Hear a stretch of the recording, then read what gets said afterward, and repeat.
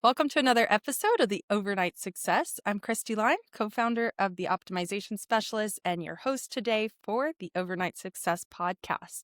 Super excited to have Zac Brown, the CEO of Nonprofits HQ, with us today. We've known each other for a couple years almost now, and it's been exciting to watch his journey from, we'll call it couch to success, but we're going to dive into what that looks like today. And I'm excited for him to be able to talk about what the Nonprofits HQ platform does, how he serves this community, and how he's shown up as a startup founder from not knowing what he didn't know to now mentoring and being able to give back in multiple capacities. So, Zac, thank you so much for joining me today. I'm excited to hop into your overnight success story. Yeah, definitely. Thanks so much for having me, Christy. Your podcast is really cool and it delivers a lot of value. So it's amazing to be able to kind of help contribute to that as well. Thank you so much.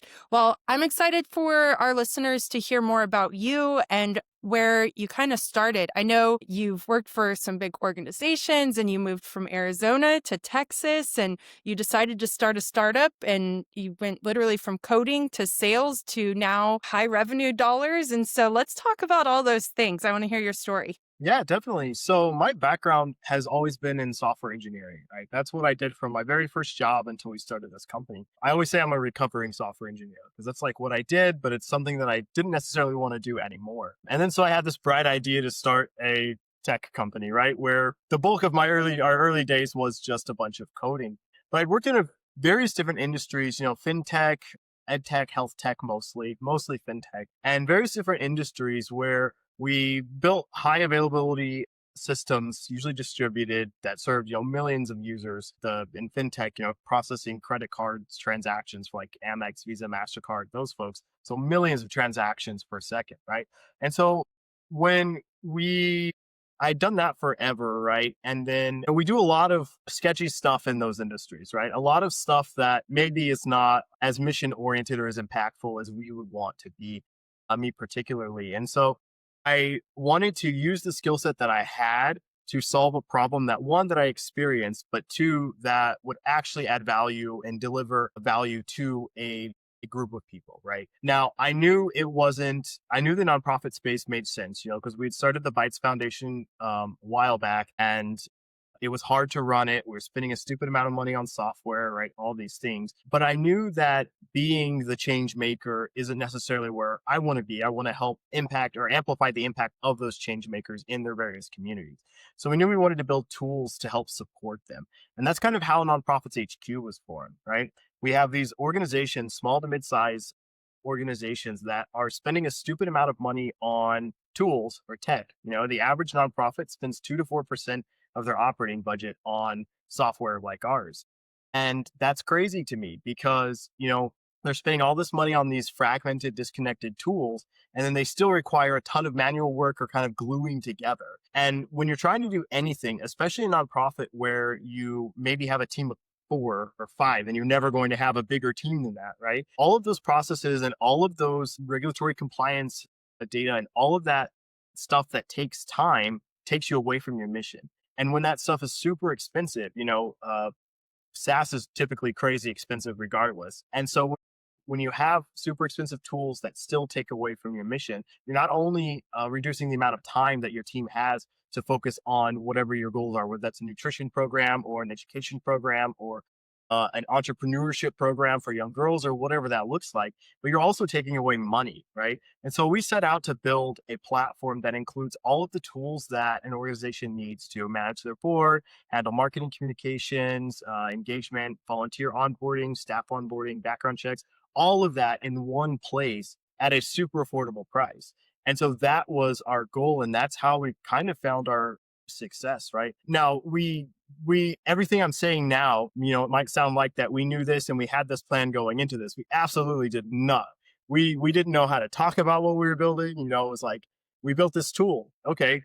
What does it do? It's a unified management platform for nonprofits. Okay. What is that? Right. And then who's your customer? All nonprofits, of course. And so we had to go through, understanding how to do that. And you were actually critical in that phase when we went through that phase, Cristy, working with you and other programs and mentors in the area to understand how we actually talk about the value that we give how we meet customers at their pain points and understand how to position our product into their flows. And that was like I said, we went from every nonprofit in the world is our customer to a very specific market segment now. And that's where we've seen a lot of our success. Yeah, that's awesome, Zach. And thank you for the shout out. But I think you do the work. That's the biggest thing. And that's why I'm so excited to be on this call with you. And so there's a few things I want to pull on here. First of all, thank you for sharing kind of that story of you were trying to solve a problem that you were having. So I want to dive a little bit deeper into that. And then I also want to dive into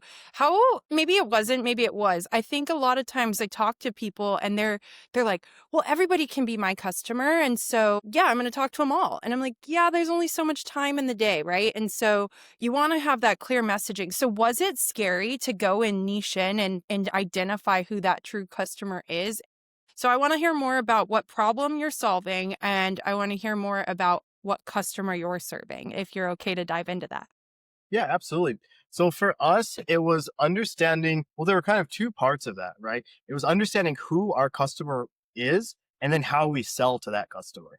Because both of those drastically changed for us as we moved forward. And once those changed for us, we saw very rapid growth, very rapid success, where we were kind of floundering, for lack of a better word, initially. And so the problem that we're solving are those processes in a nonprofit operations, which by itself, we stay very general. We stay general enough that there's no specific, if you run a nutrition program or there's no specific vertical inside that. Our platform helps manage that. But where we see the most, and like I'm a very data driven person. And so when we started getting data to understand the types of customers that were using us, the ones that were using us and were like, meh, or the ones that were using us and absolutely loved it because it really solved problems for them. It's those smaller to medium sized organizations. So think nonprofits that are generating, five at the upper end, $5-6 million in revenue per year, all the way down to nothing, right? So we have a free tier for organizations that generate less than 100K in revenue per year. And that basically gives those smaller organizations the access to the entire platform. Every type of organization gets access to all the features, and you just pay based on the size, right? So as you grow, and so what we realized partly through our process was the place we can be most impactful with our tools are the places that are the organizations that can't even afford our competitive pricing, right? And so we need to figure out a way to not neglect that entire portion of the market like most vendors do, but also, we're a business, right? We've got to generate revenue. We've got to make some profit. We've got to cover our assets and liabilities as well. And so we launched our free tier for those organizations. And then as they grow, the idea being you adopt our tools help you grow. And then as you grow into those other tiers, we start generating subscription revenue. And so that helps a lot. But understanding those were like two very different segments, right? 2 to 4% of the operating budget spent on tools like this means at that 100K mark, that's when organizations can start affording our pricing, right? We fit comfortably within those economics. And so that's our big marketing focus. I know I've been heard saying marketing isn't real, which I'm learning a little bit more that it's a little real. But that's where we really focus, and pivoting on that is what really made the difference for us. Because originally we were like, oh, if you're a nonprofit, let's talk, right? And we spoke to and did demos for a lot of organizations that didn't necessarily afford it or didn't value the processes and the changes that our software would make, or we were speaking to people who weren't decision makers in the organization, right? So we go through all of these steps, go all these demos, send all of these one pagers and everything, and the nonprofit sales cycle is excruciatingly slow. And then we would get nowhere because they're like, oh, well, I can't make this, but I can send it to the board. It's like, okay, well, invite us to a board meeting. Let us talk to them, right? And so we got better at understanding that. And what we did was actually from there, we recognized that partnerships and through rev share is what makes the most sense for us because that solves a few things for us, right? One, identifying customers that can afford your stuff, right? So we have access to and we ingest data about every nonprofit organization in the United States, officers, revenue bands, programs, events, all of that stuff. And so we have access to that, but what we can't actually gain necessarily is a like fine-tuned breakdown of how they spend money. So just because an organization brings in a ton of revenue, 500, 600K, doesn't mean that they are actually positive, cash flow positive, right? They could be struggling hard, and adding just even more expense is not going to make sense, right? And so finding customers that could afford what we were selling. If you're hiring a consultant, you value improvements in the way you're running your organization, and you see the value in bringing in the right tools and the right people to make your mission a success. So that's already built in interest or understanding of that value. And then if you're hiring a consultant, you are trusting them for their opinion. So we sell through this consultant and do a rev share with the consultant when they bring us customers. And so that is what really made the difference for us. But that also introduced a new challenge, a ton of new challenges, like partner management, right? Our very first partner was not a good partner. They ended up taking dollars that were supposed to go pay for our software from the customer, and it became like a very big mess, right off the bat. But we were able to learn from that and understand that, okay, we should build directly, we should have cleaner, more tighter partnership agreements, spell out all of these details, right? And I would argue actually that I'm glad that happened early on, because then we could understand the partnership program and we were able to actually build out a legit program. And I think I bugged you and a couple other people about what partner management kind of looks like as well.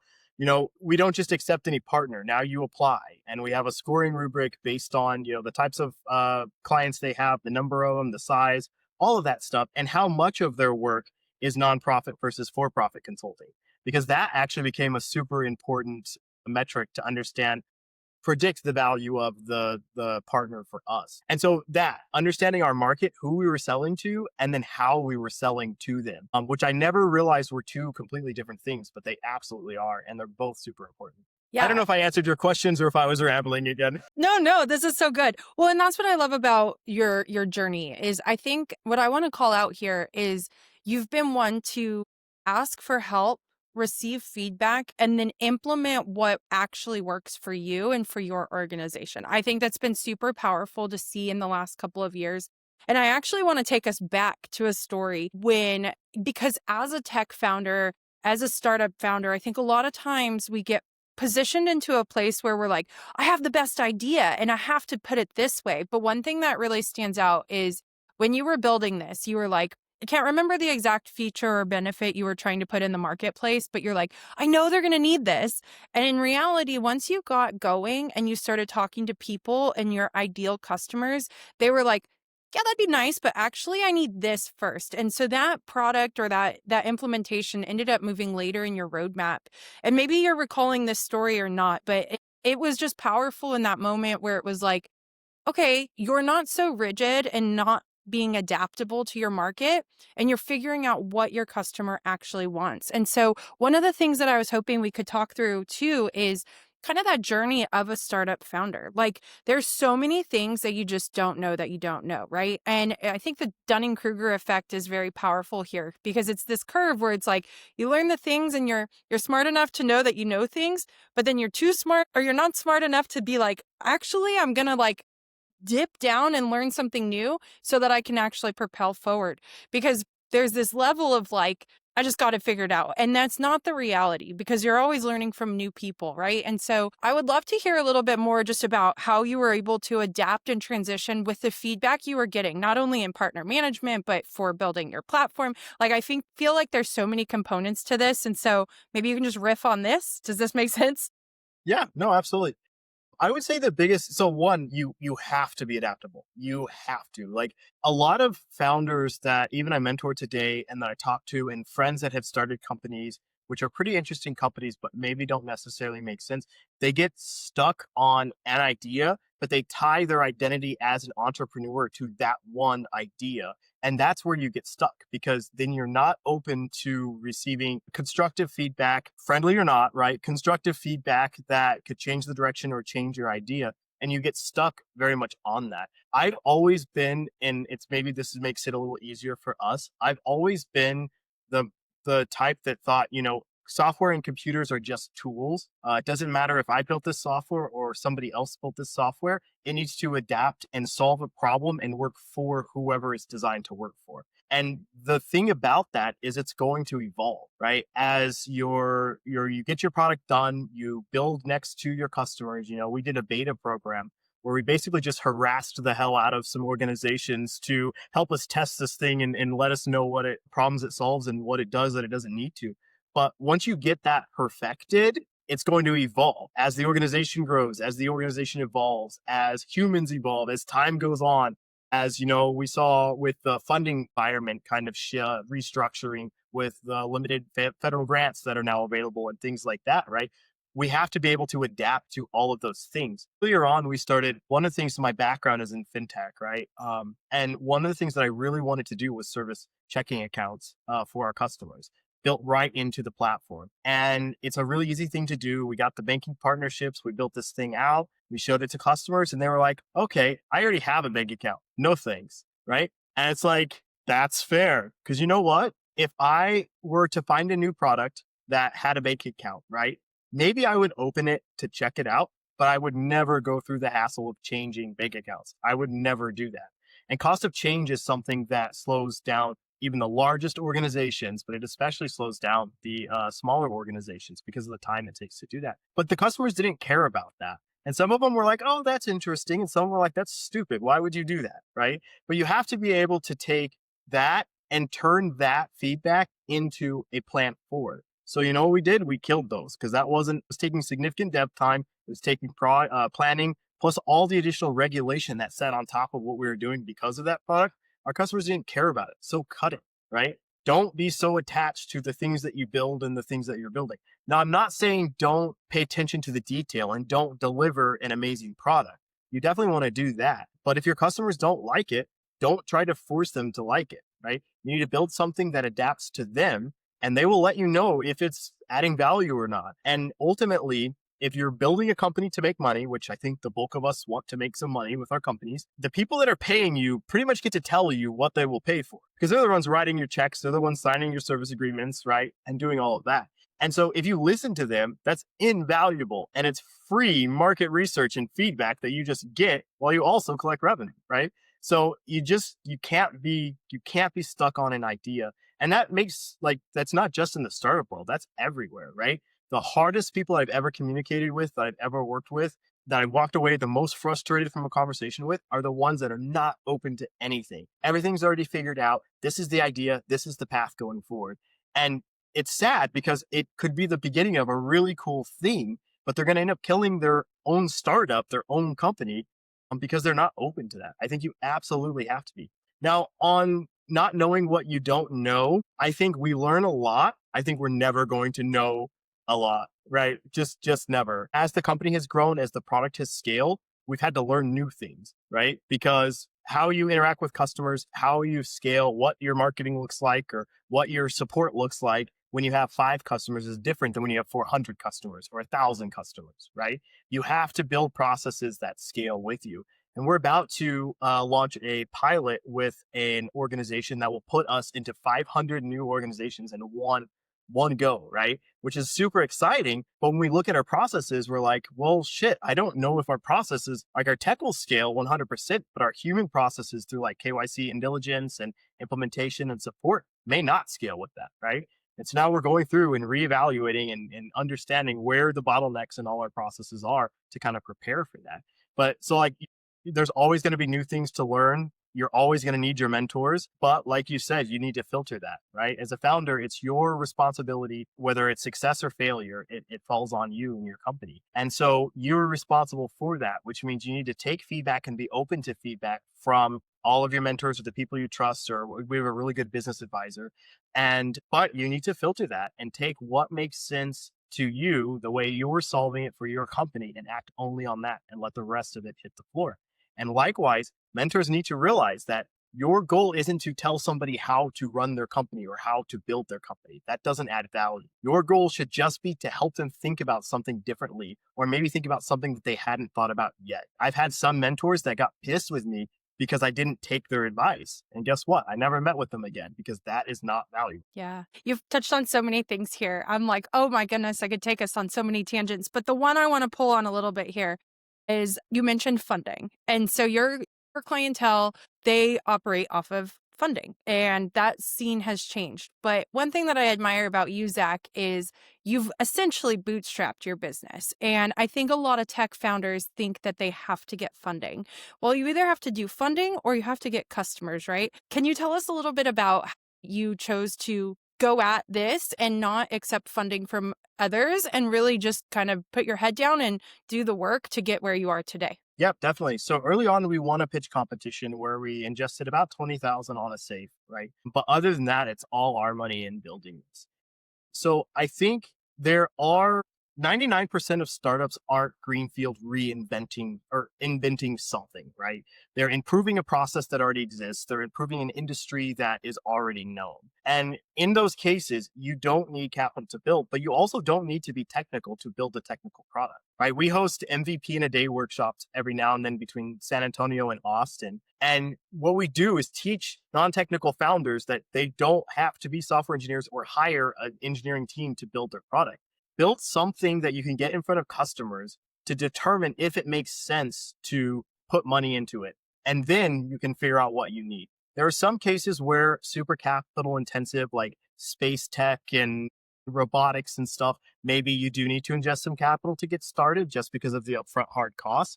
But most of the time, that's not the case. And a lot of the companies that I talk to, and I'm sure that you talk to as well, Cristy, think that they can't do anything at all until they raise. But I think part of that is to blame what we call the startup ecosystem, right? This have an idea, get it funded, build to your next milestone, raise again, build to your next milestone, raise again, trim the fat, package and sell, right? That's what so many companies think they need to do because that's what a lot of these startup resources and these programs from these VC funds and all of these different folks teach us. But that is so not true.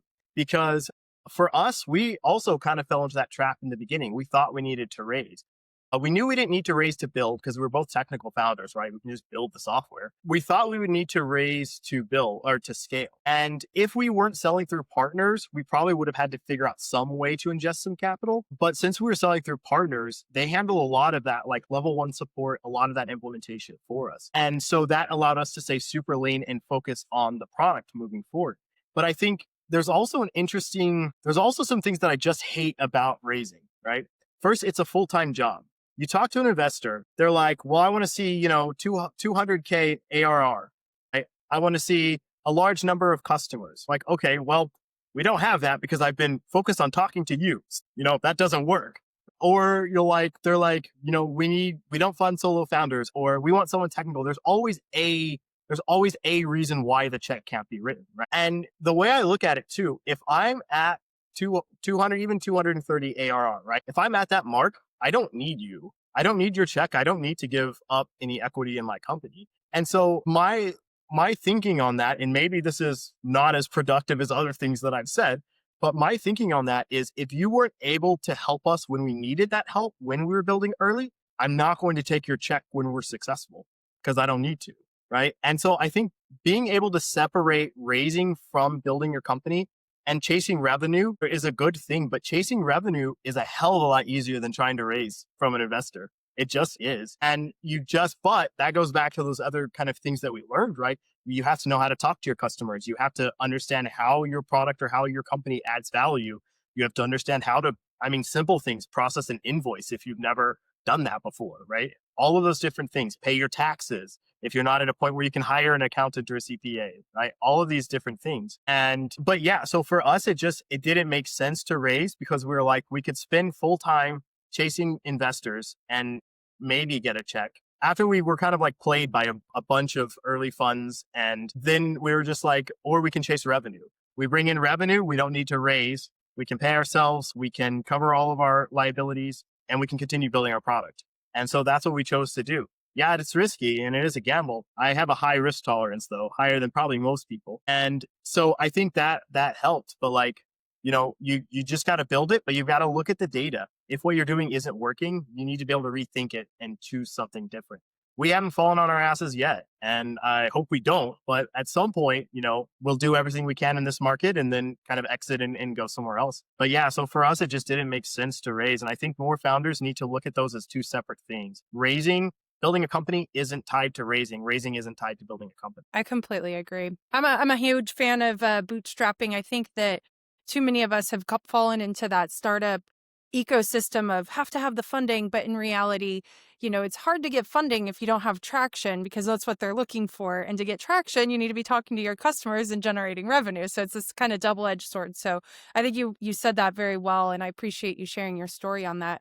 So But and real quick, sorry, but on the lines of funding, if you do come to a point where you need to ingest capital, you can also ingest capital through other vehicles. That's not just investment, right? Most cities and economic development zones have zero interest loans that you can get for your startups, right? So you don't pay interest. You carry that loan and just the capital, use it to expand your runway or your growth. And there are so many different vehicles for funding outside of investment where you don't have to give up capital, right? Or equity rather. So they're non-dilutive. So look at those things. And then I think if typical standard investment is the way to go, do that. yeah, really great point. I think we often forget that, there are banks, there are grants, there are other pathways. There's friends and family too. I think if you're building something really cool, people are willing to back you, right? And so leverage your network, leverage that 1 degree of separation, and put your head down and do the work and start talking to the customers, right? That's really what the investors want to see anyway. And to your point, once you kind of find that level of success, then do you even need that investor? So it's very powerful. Speaking of success, I wanted to ask you, do you have a definition of what success looks like and what would that be? I hate this question. So I look at everything and it's something that I need to work on. Nothing is ever done. And success is undefined word success, right? What does that actually mean in what we're doing? So we built this company. We're selling to these customers. We're adding value in, several states across the country. We have customers in those states. But like, I still don't personally feel like we've hit any success yet, right? We just did a thing that worked out. And so I struggle a lot on this. And Alberto, co-founder, is also our COO. He's one that is able to look at those successes and stop and celebrate these little wins. And that's important. You have to, because if you keep it with my mentality on things, all you do is grind, grind, grind, grind, grind, and that's it. And you just end up burnt out, and it's crazy, right? But we complement each other's strengths and weaknesses really well, and so able to kind of check that. But I think success, I don't personally know what success looks like for me yet. I think we want to build a company that is, well, we're already cash flow positive, but that is making significant returns, that is adding significant value in our market. But I think when we're talking about building that company, unless we have an appropriate culture in that company, I don't think we're ever going to be successful, right? I worked for several companies where everybody hated each other and hated their job because they were awful places to work. But they fixed that by paying us, $300,000, $400,000 a year. So what I think we need to make sure while we're building our company, we're really focused on kind of three things, right? Everything we do should contribute to the forward progress of our people, our company, or our products. If it doesn't contribute to one of those, we don't need to be doing it. And this goes to my long history of disagreements with HR and people ops for policy and practice for the sake of practice and policy for the sake of policy, right? But I think success, if you're enjoying what you're doing and you're doing something that moves your life personally or professionally or both in the direction that you want to, where you're growing, I think that's probably a good way to, without getting too cliche, right? A good way to kind of define success. But I struggle with seeing like I want to keep going and we're not successful until we've built everything and we're dead. Which is a fair response, and I get that. I think success is really hard to define, which is why I like to ask founders that question. And this was a question that just popped up that I wasn't planning to ask, but wanted to ask you. So how has it been working with a co-founder? Here at the Optimization Specialist, I don't know that I would be able to build this without a co-founder. And we're a small team, but I like to say we're mighty because we do complement each other's strengths. And so would love to hear your perspective on building a startup with a co-founder. Definitely. And that's such a big topic too, choosing a co-founder, right? It took me a while before I settled on a co-founder because just because you're related or you're friends or you get along great in general life does not mean you're going to work together well. right? Because there's a certain level of expectation that have to come from being a co-founder, right? And it's not fair. We had that conversation at the beginning. It's not fair. You're going to lose holidays. You're going to lose weekends. Work pretty much comes first. There's no real work-life balance, right? Initially, we're talking about like early building stage. And so you have to pick somebody that's able to do that, that's not going to like destroy them mentally or personally, right? They have to be able to come to work and be grow personally as well. But also you have to have a skill set. So many people, and I see this in so many organizations that we work with or whatever on boards that I serve on, where people will start and they will get people in because they know them or because they need to fill seats, right? Asses in seats doesn't grow anything. And so you have to look at where their strengths are. But one of the most important things about that is you have to be able to talk about it. Like I can talk about the stuff that I suck at. I'm really bad at certain things. Like, I get time is one of my things that annoy me the most is when people schedule something with me and then they just no show. They don't reschedule. They don't tell me that they're running late or whatever. They just no show. And I just like rage quit that meeting and I don't reschedule them. And I'm like, go away. I'm not doing this anymore. Well, when you want them to be your customers, that's not a good behavior at all. And so Alberto has a lot more patience and is a little more less maybe forward. I'm trying to think of a polite word for the way I create sometimes friction with people that I interact with. And Alberto's a lot easier in those conversations because he's much better with people than with people that can't take direct thoughts, right?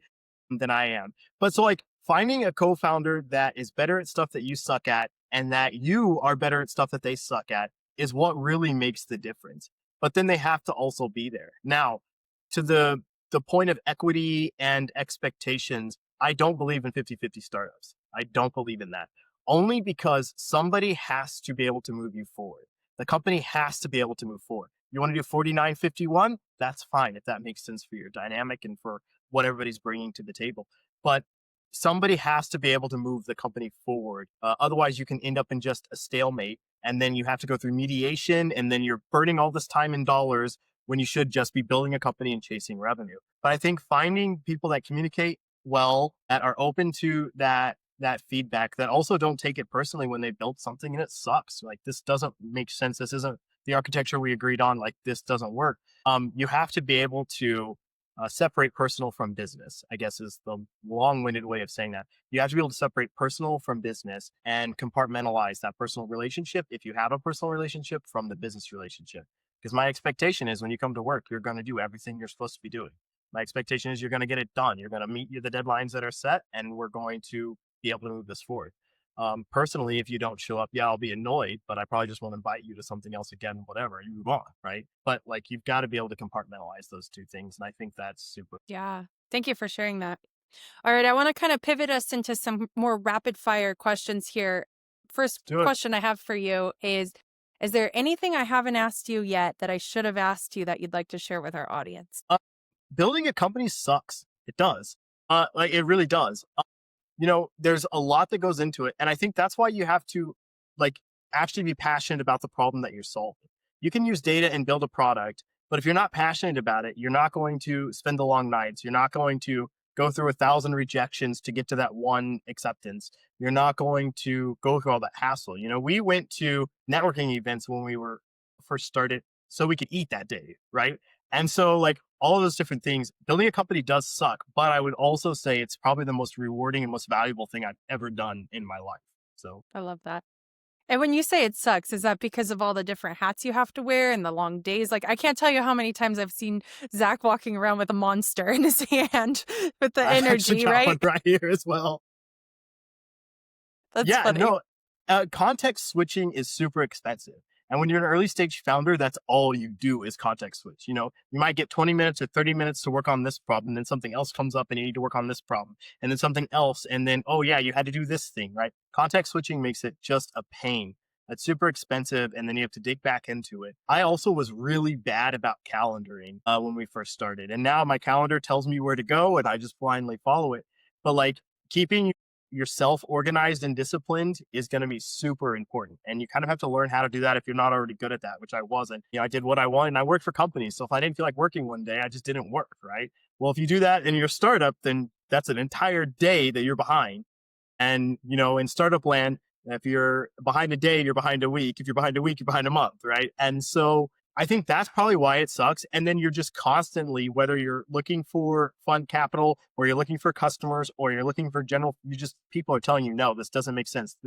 Why are you going after this? Even friends told me that this was a silly market because there's no money. All nonprofits are broke. They don't care about process, right? Even good friends told me that it made no sense what I was doing.